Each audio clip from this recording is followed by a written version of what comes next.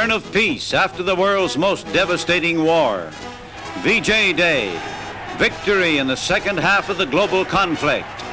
Japan has surrendered, and there's jubilation around this earth. The Japs began it by sending those warships to launch their bombers against Pearl Harbor. The motion pictures the Japs proudly displayed, pictures of the sneak attack on the day that will live in infamy. While talking peace, they bombed American warships in the harbor.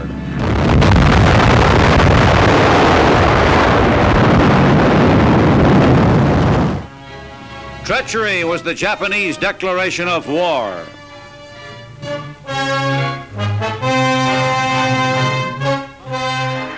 Before Congress, President Roosevelt called upon America to accept the challenge of war.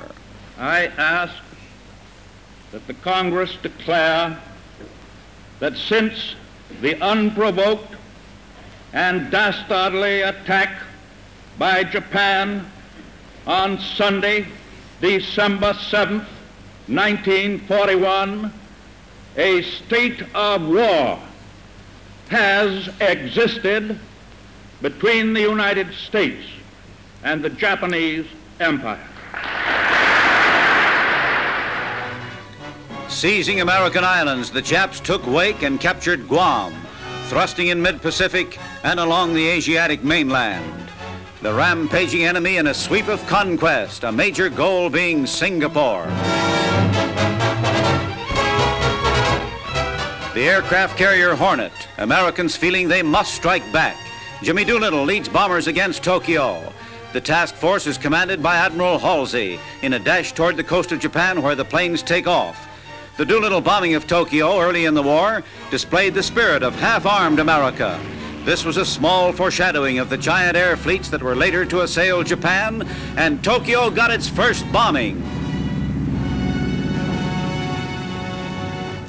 In the East Indies, the tide of Jap conquest swept on.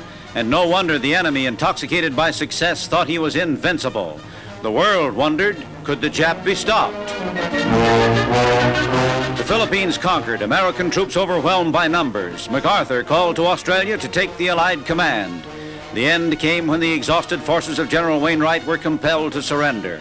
And the depth of Japanese barbarity was shown in the infamous Death March of Bataan. This enraged Americans more than any other atrocity of the Japs. The enemy swept all the way into the Solomon Islands. Dark days for our side. The stolen empire of the Jap was at its greatest extent. Vast potential wealth and power. America was mobilizing meanwhile. All the mighty resources of the greatest industrial nation were dedicated to war.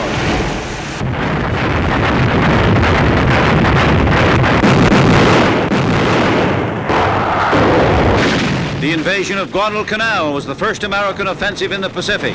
For the first time, the Japs lost ground. The American flag pushed forward. The offensive up the line of the Solomon Islands. The tide of Japanese conquest was reversed, and from now on, the Allies swept forward into New Guinea. Paratroop invasion of New Guinea, soldiers of the sky.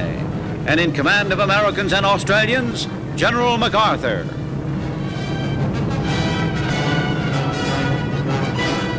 The sweep along the New Guinea coast with amphibious hops, a dominating feature in the reconquest of the southwestern Pacific.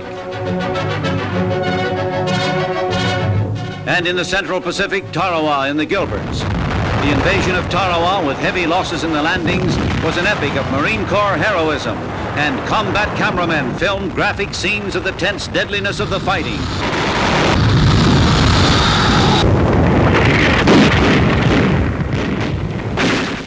The drive through the Central Pacific to Saipan and Guam.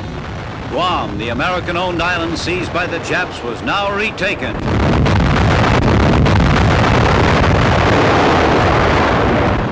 So the Stars and Stripes flew on Guam again, which became a great base for bombing Japan. And Guam was headquarters for Admiral Nimitz. Palau was the stepping stone to the Philippines. General MacArthur, landing on Leyte with Philippine President Osmeña, fulfilled his pledge, "I shall return."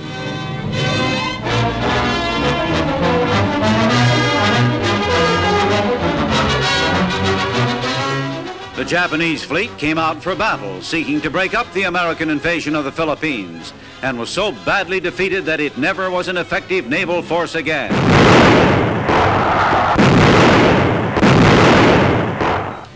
An invasion fleet swings through the inland sea for the climax of the reconquest of the Philippines. Landings on Lingayen Gulf, and then on to Manila. The city burning, Manila wantonly put to the torch by the Japs, and bitter fighting in the streets.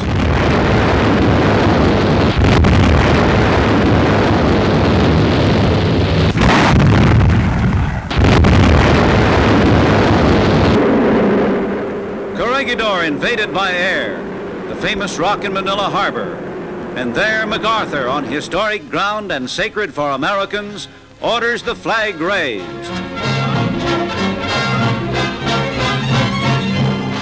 The drive to that island was a thrust at Japan itself. Iwo Jima, dominated by the volcano Mount Surrabachi. A few hundred miles from the coast of Japan, the Iwo Jima invasion brought on one of the bitterest of battles. The Japs resisted fiercely, that island being a bombing base so near to their country. But Iwo was conquered, the site of that famous flag raising on Mount Surrabachi. The Okinawa invasion, which was featured by Jap suicide air attacks. Desperately trying to block the American conquest of the island at the doorstep of Japan, the kamikazes tried to crash their bomb-loaded planes right into American warships.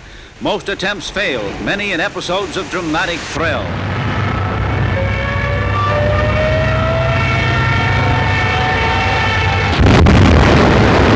Some kamikazes got through and heavy damage was done to American warships.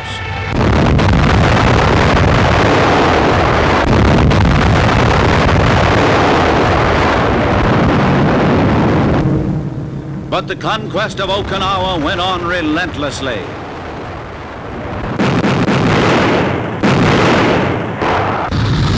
The nearest base from which to bomb Japan was occupied in flaming battle.